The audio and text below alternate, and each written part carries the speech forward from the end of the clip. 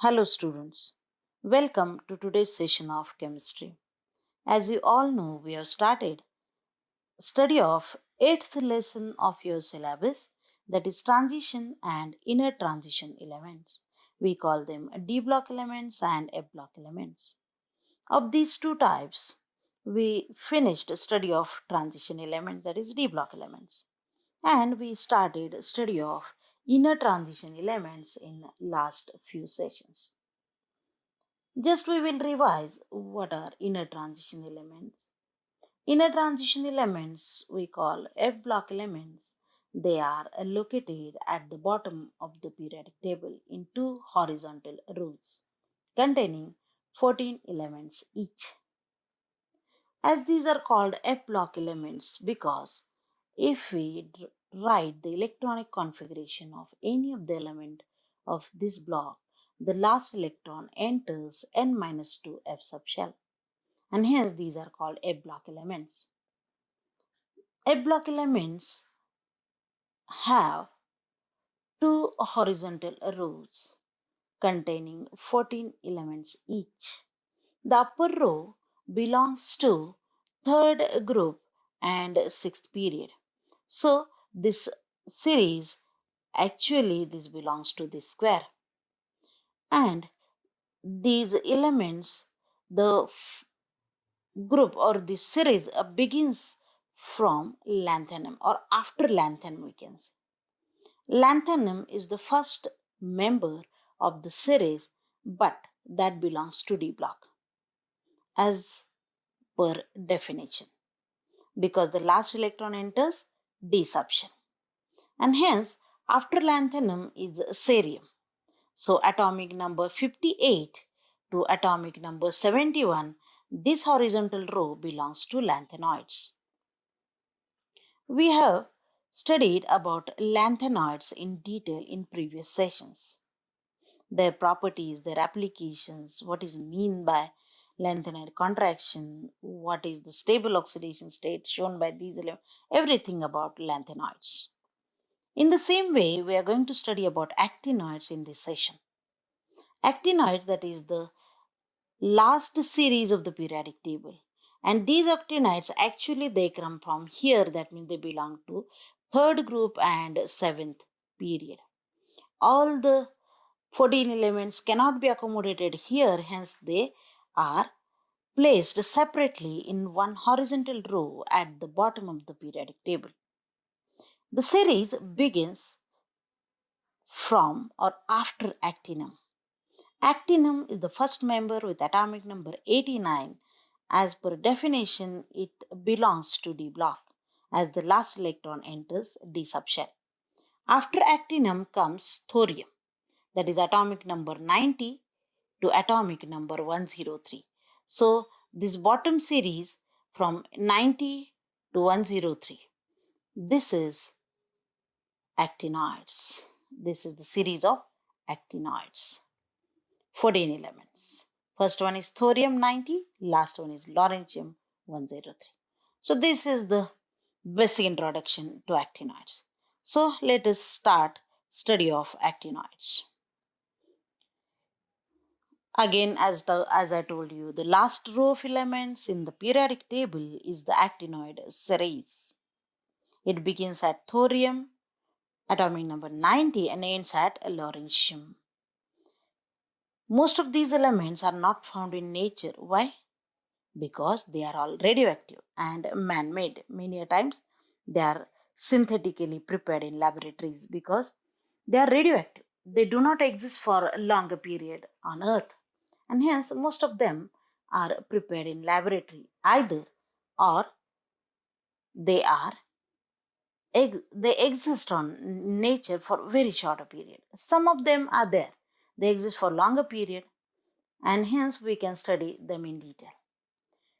In exam, at least you have to remember the first and last member of the series.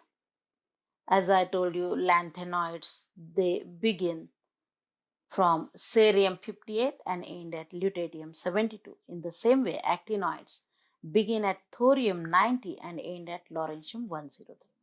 At least try to remember these three four members, first and last one. And why they are called lanthanides? Because they come after lanthanum. Why they are called actinoids? Because they come after actinum. So lanthanum, atomic number 57, actinum, atomic number 89. So these are the basic things you have to remember. Now, the next property. Now, as I told you, some of the elements have very long half-life. So half-lives of isotopes of thorium and uranium are so long that these elements exist in rocks on Earth. What is half-life then? As these elements, as you know, are radioactive. What is radioactive? Means that means they are disintegrated continuously. Why? Because from them active radiations come out like alpha rays, beta rays, gamma rays. So actually alpha and beta are particles and gamma are rays. And when one alpha particle is given out, their atomic number and mass number changes. Mass number changes by 4, atomic number changes by 2, or gets reduced by 4 and 2. In the same way, when beta radical or beta particle emits, atomic number increases by 1. Gamma rays are just energy rays. They don't have any effect on atomic and mass number. That means these particles, they continuously change. As atomic number changes, that means atomic number is the identity of identity of any element. So when atomic number changes, naturally the element also changes. Hence, study of these elements is very difficult. But half-lives of thorium and that of uranium are very long. Thorium has 1.4 into 10 raised to 10 years, while uranium 4.5 into 10 raised to 9 years. That means such a long period they exist on Earth. What is half-life then? Do you have any idea? Half-life, suppose we have taken 100 grams of uranium and to convert naturally into 50 grams by evolving radiation, it takes from 100 gram to 50 grams. Thorium takes 1.4 into 10 is to 10 years. So such a long period it takes, and that is called as half-life. So some elements have long half-lives, so those can be studied, or we can say those have applications, uses in our day-to-day life. The long-lived isotopes of, so how many elements have long half-lives? Thorium, proactinium, uranium, neptunium, plutonium, and americium. They have very long half-lives and they are studied in more details. Others have very short half-lives, hence they are not studied or they don't have many applications in our day-to-day life. Now, the properties of actinoids. If we see, these elements have very high densities, that is about 15 to 20 grams per cubic centimeter. Do you remember densities of lanthanoids? They are only 7 grams per cubic centimeter. Like lanthanoids, these elements also have very high melting point, above 1000 degrees Celsius, and boiling points are also very high, above 3000 degrees Celsius. Actinoids are less reactive than lanthanoids. If we compare the reactivity between lanthanoids and actinides, then actinides are less reactive. Do you want any example? So take one example. When lanthanides are treated with cold water, they get converted into lanthanum hydroxide, trihydroxide, along with the liberation of hydrogen. We have seen that reaction. LNOH thrice with liberation of H2 when any of the element of lanthanide series is treated with cold water. But actinoids don't react with cold water. They react with water at some higher temperature, or we can say with hot water, to give actinium hydroxide and hydrogen gas. So this is typical property of metals, liberation of hydrogen. And this because this is similar to alkali and alkaline earth metals.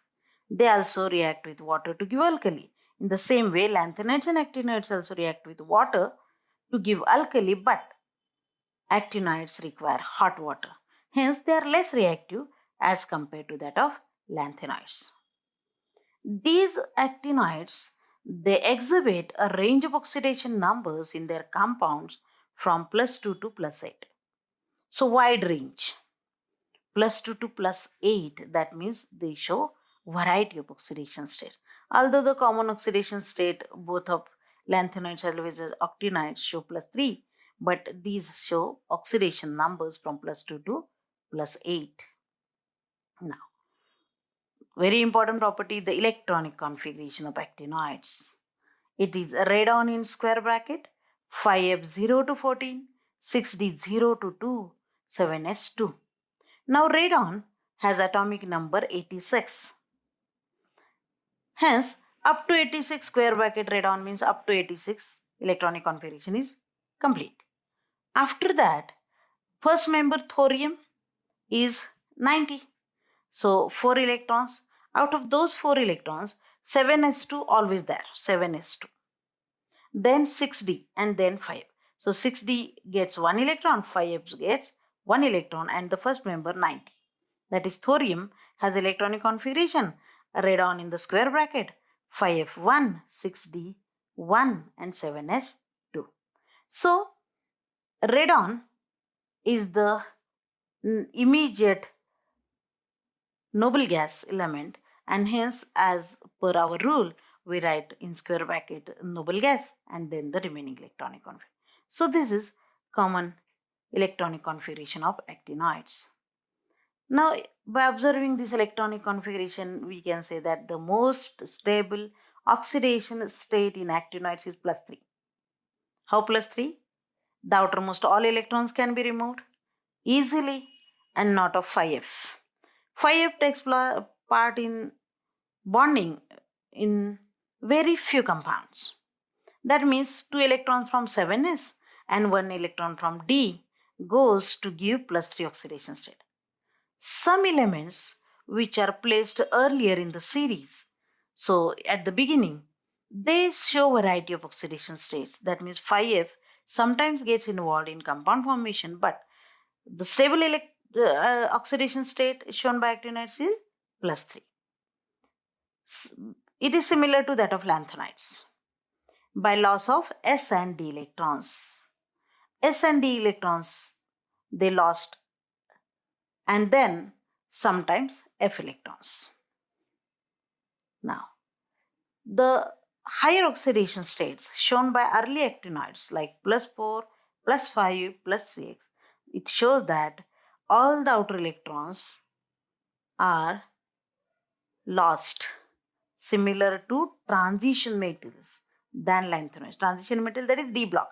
Like D block, these elements have a tendency to lose last electrons after radon electronic configuration. Radon, it is stable electronic configuration up to radon 86.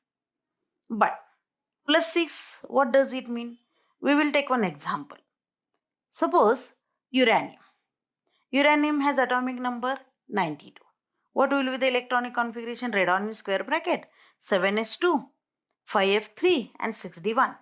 How many electrons are there? Total 6 electrons in the outer shell.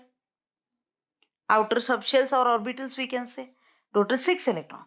Uranium in compound UF6. Uranium hexafluoride. That means it shows oxidation state +6. That means all the electrons after radon, that is 86, are donated. So uranium can donate all the electrons. Why that happens? The reason behind it, the 5 electrons are also lost in this case. 5 electrons in case of early actinides are lost because these electrons are much closer in energy to 7s and 6d.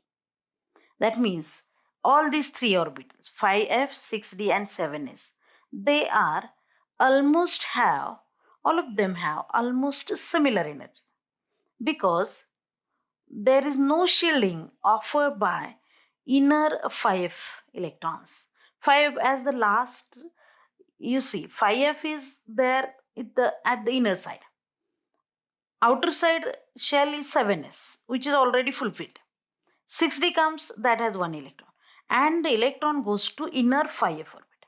That means 5F does not offer, it is empty. It does not offer any shelling effect on the outer electrons. And hence, they all have almost similar energies. And hence, in case of early actinoids, the outer electrons can be donated, showing higher oxidation states than +3, +4, +5, +6, like that. So this is one of the example of uranium. So all the three sets of orbitals 6d, 5 and 7s have very similar energies. So here is the table of electronic configuration of actinoids. So it is there in your textbook also. Just observe it carefully and try to find out electronic configuration of each and every element. So if we see the first member, actinum, it has electronic configuration 5F0 and 6D1. As 5F is 0, it is a D block element. But then after that comes thorium with, it is actually +3 oxidation state, means 5F1. That is radon 5F1, 6D1, 7s2. And 5F starts filling up, and in +3 oxidation stable state, if we see 5F0, 1, 2, 3, 4, 5, 6, up to 40. Sometimes if you see 6 days, sometimes have 1 electron, sometimes have 0 electrons. That tells us, depending upon the situation in each compound, it is somewhat flexible, and that electron changes its place. Because again, in some elements or in some compound formation, it shows variable oxidation state. Otherwise, +3 oxidation state, if we consider, you will see all of them increasing. 5F has one extra electron every time.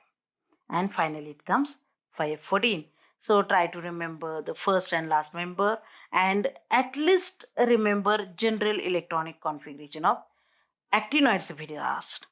So this is all about electronic configuration of actinoids. Now some properties we will see about actinoids. Actinoid contraction, it is again important one.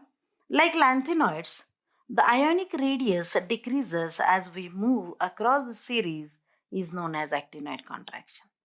In lanthanoids also we have seen, when we move from first member across a period from left to right, every time one proton and one electron, because one atomic number increases by 1, and hence one proton is increased in the nucleus, one electron is added in the inner f orbital, which offers no shielding effect, or we can say poor shielding effect.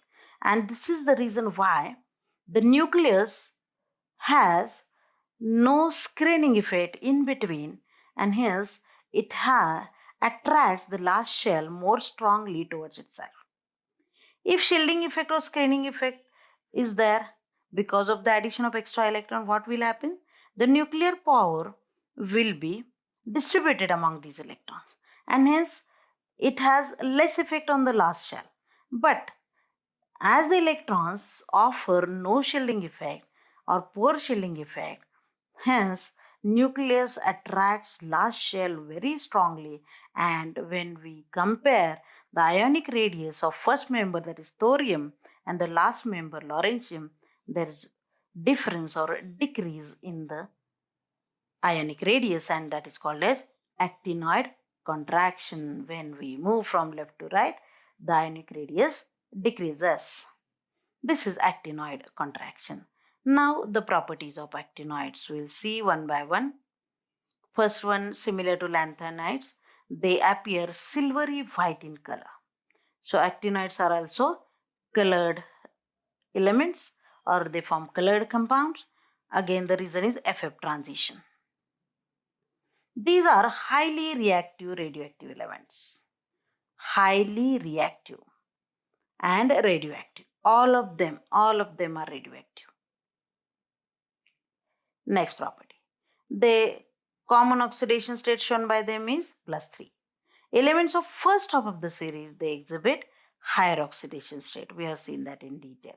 And the last property is same, that is actinoid contraction. They experience decrease in the atomic and ionic radii from actinum to lawrencium, and it is known as actinoid contraction. Now, applications or uses. As I told you, only few of the elements of the actinide series, they have longer half-lives, and those can be used in our day-to-day life. Out of them, thorium and uranium. So, thorium and uranium isotopes have, because of their longer half-lives, so they have very negligible radiation, because radiation, if it is fast, then half life will be shorter. So they have very negligible radiation, and hence they can be used in our everyday life. For example, if we take thorium oxide, that is THO2, along with 1% cerium oxide, was used as a major source of indoor lighting in earlier days. In earlier days, indoor lighting is done by these two elements, because these oxides, they convert heat energy to intense light. If we burn natural gas along with these elements, then they convert that heat energy coming by burning of natural gas into intense light. And hence, for lighting purpose, indoor lighting purpose, these two oxides are used. So this is all about actinoids. So now the time for assignment. Question number 1, explain actinoid contraction. Question number 2, write properties of actinoids. And question number 3, write applications of actinoids. So thank you.